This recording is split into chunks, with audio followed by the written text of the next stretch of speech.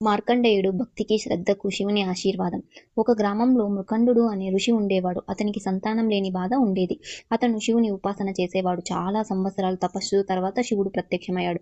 శివుడు ఇలా అడిగాడు, ఓ మృకండ, నీకు రెండిటిలో ఏ వరం కావాలో కోరుకో. ఒకటి దీర్ఘాయుష్షు కలిగిన మూఢబుద్ధి గల కుమారుడా, రెండవది తక్కువ ఆయుష్కాలం ఉన్న తేజోవంతుడా అని. మృకండుడు నిర్ణయంగా రెండవదాన్ని ఎంచుకున్నాడు. తక్కువ జీవితకాలం కలిగి తేజోవంతుడుగా ఉన్నటువంటి బిడ్డ కావాలి అని.